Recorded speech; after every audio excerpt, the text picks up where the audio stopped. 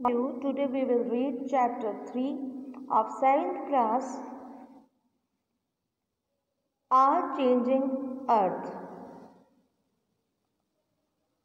मतलब are changing earth, हमारी जो बदलती हुई पृथ्वी है उसके बारे में हम इसमें पढ़ेंगे। किस तरह से पृथ्वी में बदलाव आते हैं, किस तरह से चेंजेस आते हैं, वो सारा इसमें बताया गया है।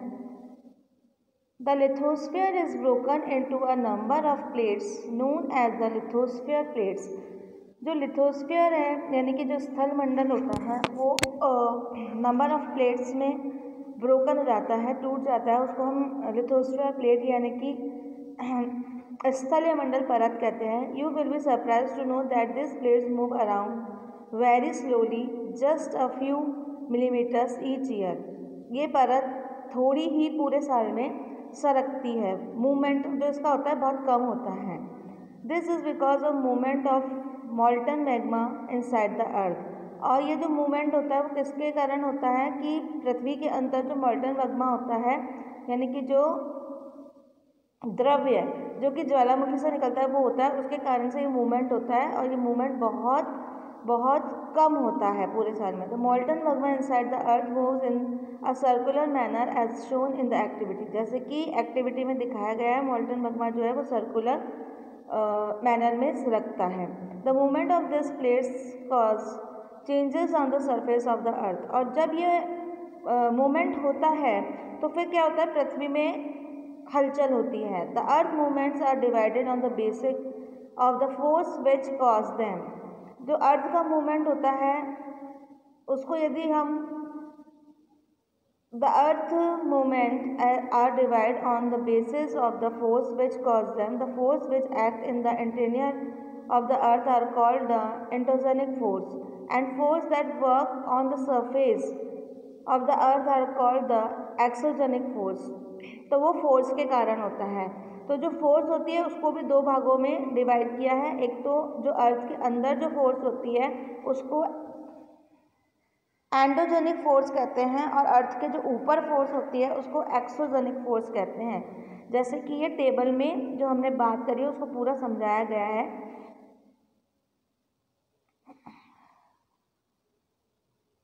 Endogenic force sometimes produce sudden movement and eight other times produce slow movement.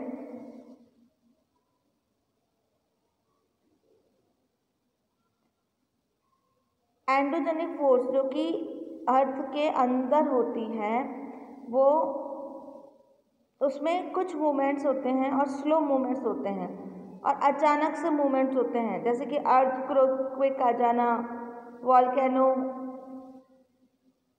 ये सब इसके कॉजेज हो जाते हैं। तो ये पृथ्वी के अंदर होने वाली हलचल है ना। A volcano is a vent in the earth crust through which molten material erupt suddenly. ये एक ज्वालामुखी है जो कि फटता है जिसमें से कि मॉल्टन मैग्मा निकलता है।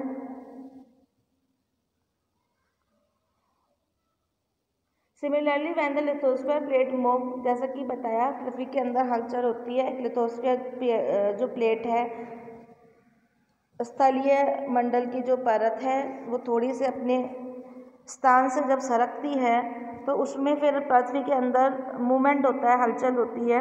Surface of the earth vibrate, और जो पृथ्वी है वो वाइब्रेट करती है।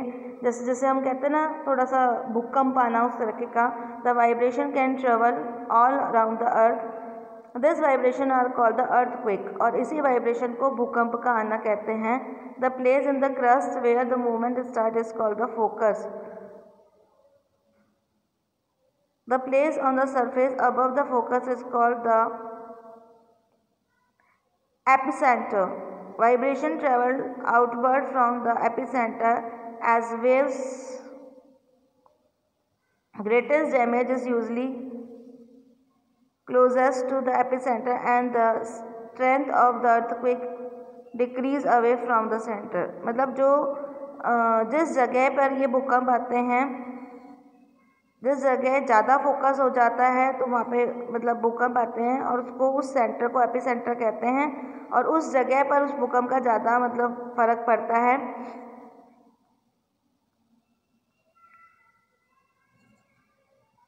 अब इसमें ये कुछ क्वेश्चन पूछे गए हैं, वो प्रैक्टिकल क्वेश्चन है जिसका कि आपको सोचने के लिए इसमें दिए हैं, वो आपको सॉल्व करने हैं। Although earthquake can not be predicated, the impact can certainly be minimized if we are prepared beforehand. Some common earthquake prediction methods adopted locally by people include studying animals' behavior. Fish in the ponds get agitated, snakes some of the surface. हालांकि earthquake कब आएगा वो पता नहीं लगता है, और जिससे कि हम पहले ही प्रिपेयर्ड हो जाएं, लेकिन कुछ ऐसी बातें होती है जिसके कारण हम उसके बारे में जान सकते हैं कि हाँ अर्थक्वेक आने वाला है। जैसे कुछ चीज़ें हैं, जैसे कि एनिमल्स को पता लग जाता है तो वो उनकी भागा दौड़ी बच जाती है, फिश जो है उनको पता लग जाता है, स्नेक्स को पता लग जाता है।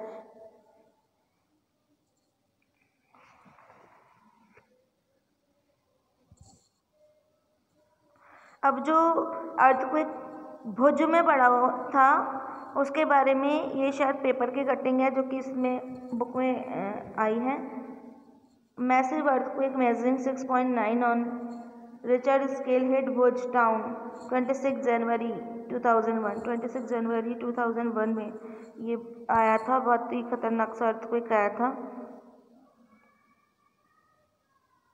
और उससे इतना सारा नुकसान हो गया था, वो इस सारी हमें इसमें देखने को मिल रहा है।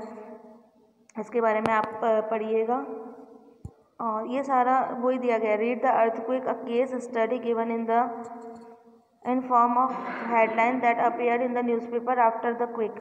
Arrange the events in the right sequence of their happening. Image, if a quake suddenly shook in the middle of the school day, where would we go for safety? मतलब यदि अचानक, ये एक न्यूज़पेपर की कटिंग है जबकि earthquake पड़ा था तो उसके बाद न्यूज़पेपर ने इसको पेपर में लिखा था। और फिर इसमें सेकंड पॉइंट ये है कि इमेजिन करो कि यदि बच्चे स्कूल में पढ़ रहे हैं और एकदम से भूकंप आ जाए तो क्या होगा, उनकी सुरक्षा कैसे की जाएगी।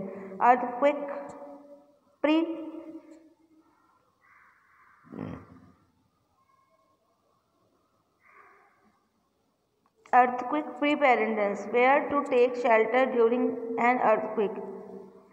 कहाँ, मतलब जब अर्थक्वेक आ जाता है, भूकंप आ जाता है तो क्या हमें सेफ्टी करनी चाहिए। Safe spot, under a kitchen counter, table or desk, against an inside corner of or wall. मतलब यह है कि किसी भी टेबल और डेस्क के नीचे घुसकर बैठ जाना चाहिए। Stay away from fireplace areas, round chemicals, Windows that shelter including mirror and picture frames.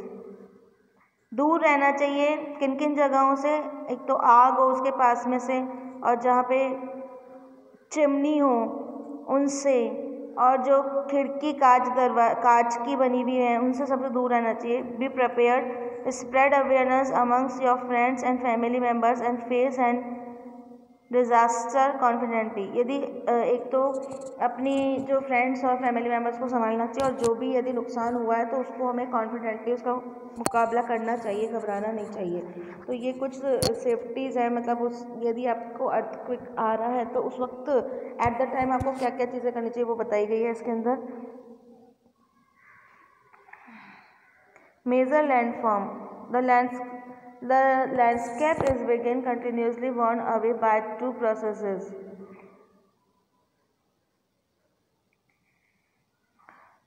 Weathering and erosion.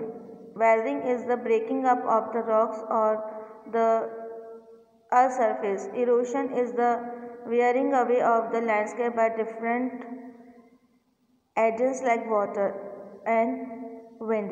The eroded metal is carried away or transported by water, wind, etc. and eventually deposited. The process of the erosion and the deposition create different landform on the surface of the earth. Landscape मतलब होता है कि भूमि का खिसक जाना है ना, landscape हो जाना, यानी कि यहाँ से बीच में से दरार पड़ जाती है और इधर से इधर खिसक जाती है। तो वो किस कारण से खिसक जाती है? लैंडस्केप में दो तरीके का इसमें बताया गया है। Weathering is the breaking up of rocks on the earth surface, मतलब चट्टानें जब हिल जाती है एक जगह से दूसरी जगह पे खिसक जाती है, एक तो वो एक erosion is the wearing away of the landscape by different agents like water, wind, और दूसरा कारण ये हो सकता है कि तेज पानी और हवा के कारण भी इरोशन हो जाता है, तो उस कारण भी लैंडस्केप हो जाता है। The eroded material is carried away on transport by water, जो तेज हवा और पानी के कारण जो है चीज़ें इधर से उधर खिसक जाती हैं। And deposited, this process of erosion and deposition create different landform on the surface of the earth. तो इस इरोशन से और लैंडस्केप से जो अर्थ सरफेस है वो उसमें भी बदलाव हो जाता है। वर्क ऑफ द रिवर,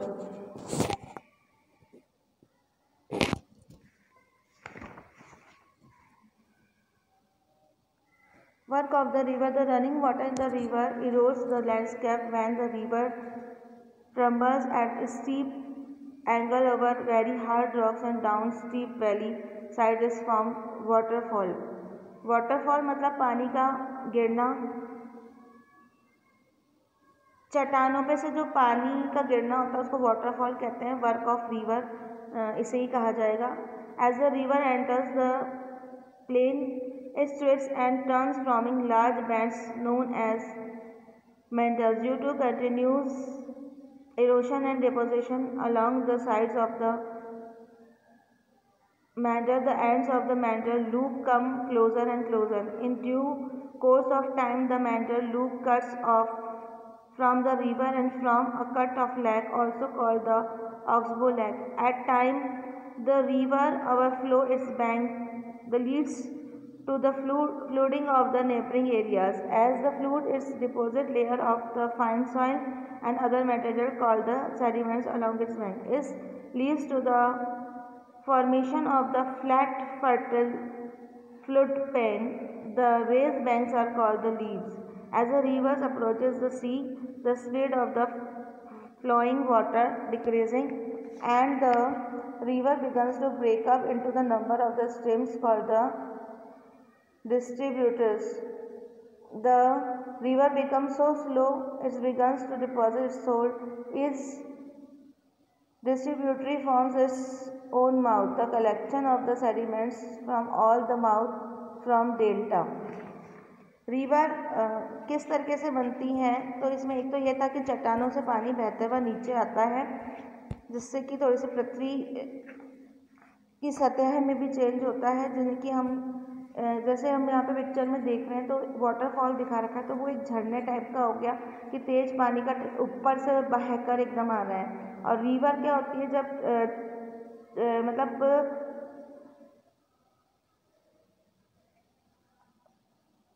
थोड़ा जब चट्टानों में गैप हो जाता है और एक अपना एक कर्व लेकर एक रास्ता बना लेती है और जिसके बीच में से पानी जाता है और ये फ्लो धीरे धीरे होता है, तो वो रिवर में कन्वर्ट हो जाता है। ईजिली बात इतनी सी है, और इसको यदि हम वैसे पढ़ें एक एक लाइन को तो वो वैसे ही समझ में नहीं आएगा। इसलिए दो चीज़ें हैं कि जो रिवर होती है वो जब चट्टानें मुड़ाव ले लेती है और जब उनके बीच में से पानी बहता है, एक रास्ता बच जाता है, तो वो रिवर होती है और वो स्लो चलती है। और उसी रिवर का एक रूप स्ट्रीम होता है जो कि चट्टानों से बहता हुआ पानी नीचे की तरफ आता है, वो स्ट्रीम हो जाता है।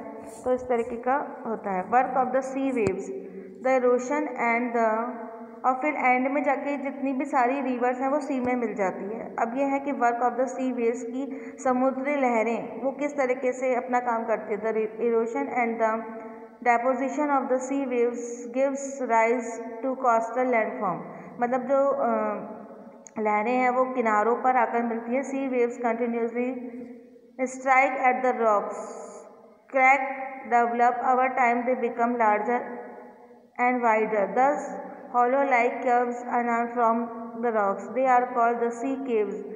As these cavities become the bigger and bigger, only the roof of the caves remain, thus forming sea arches. Further erosion break the roof and only walls are left. That wall-like features are called stacks. The steep rocky coast rising almost vertically above the sea water in the called sea cliff. Sea waves deposit sediments along the shores forming patches. Sea waves मतलब होता है समुद्री लहरें। ये एकदम तेज़ी से उड़ते हुए चट्टान से टकराती है और फिर वापस से लौटती है। और सी वेव्स में हमें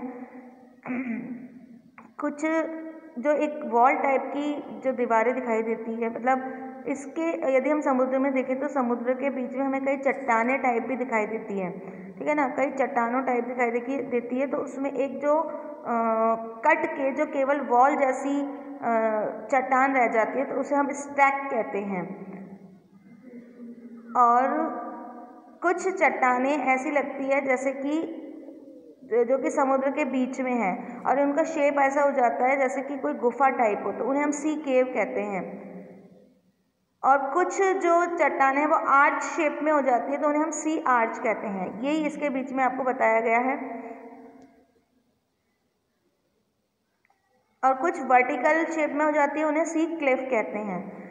तो इसलिए मैंने पूरा पैराग्राफ पढ़ के बताया। और यहाँ सबसे इजीली इसको समझने में ये जो यहाँ पे पिक्चर देखी गई है, देखो इसमें दिखाया गया है। तो इसमें जो ये वॉल टाइप की है, जो कि एक चट्टान वॉल टाइप में रह गई है कटकर, उसे स्टैक कहते हैं। जो आर्च शेप में है उसे सी आर्च कहते हैं। जो गुफा की शेप में चट्टान है उसे सी केव कहते हैं। और जो एक वर्टिकल शेप में है उसे सी क्लिफ कहते हैं। तो इस तरीके की चट्टानें समुद्र के बीच में पाई जाती है। वर्क ऑफ आइस, आइस का क्या वर्क है उसको हम पढ़ते हैं। ग्लेशियर, अब इसमें एक तो ग्लेशियर बताएं, एक वर्क ऑफ विंड बताया। तो ग्लेशियर मैं आपको वैसे ही बता देती हूँ कि ग्लेशियर बहुत बड़े बड़े से हॉल्स होते हैं जिसमें कि बाद में पानी भर जाता है। और जब पानी भर जाता है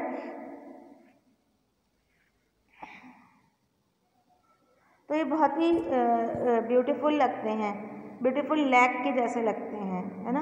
तो ये ग्लेशियर होते हैं। अब वर्क ऑफ विंड, हवा, हवा के कारण क्या होता है, हवा सब जानते हैं। एक बार इसको हम रीड कर लेते हैं। Have you ever visited the desert, क्या आपने रेगिस्तान में गए हैं। Try to collect some pictures of the sandals, तो इन ये जो सैंडल्स जैसे इसमें पिक्चर बताई गई है, रेगिस्तान की कुछ पिक्चर्स देखिए। An active agent of erosion and the deposit in desert and wind, तो हवाएं जो चलती है रेगिस्तान में उनको देखिए। यहाँ पे कुछ मशरूम रॉक्स देखने को मिलती है, मतलब जो मिट्टी खट्टी हो जाती है ना हवा के कारण। Winds erode the lower section of the rock more than the upper part. Therefore, such rocks have narrow bases and wider top. When the wind blows, it lifts and transports sand from one place to another. When it stops blowing, sand falls and gets deposited. मतलब जब हवा चलती है तो रेगिस्तान में मिट्टी इधर से उधर एकदम इतनी सारी पहुंच जाती है और एक ढेर बना देती है, रेतीले टीले बना देती है। और जब हवा नहीं चलती है तो वो अपनी जगह पे स्थिर सब कुछ हो जाता है। तो जब ये रेतीले टीले बन जाते हैं तो रेगिस्तान जैसा कि हमें दिखता है, जिसमें कि बीच बीच में ऐसे मिट्टी से बने हुए पहाड़ दिखते हैं रेतीली मिट्टी से, तो उन्हें सैंडल्स कहते हैं। When the grains of sands are very fine and light, the wind can carry it over very long distance. When such sand is deposited in the large area, it's called the loess. Large deposit of the loess is found in China. मतलब जब बहुत सारी मिट्टी एक जगह जमा हो जाती है तो उस एरिया को लॉयस कहते हैं, जो कि हमें चाइना में देखने को मिलता है। अब ये चैप्टर जो है जिसमें कि हमने अर्थ चेंज के बारे में, अर्थक्वेक के बारे में, वॉल्केनो के बारे में, सारी चीज़ों के बारे में पढ़ा, कंप्लीट होता है। Thank you very much.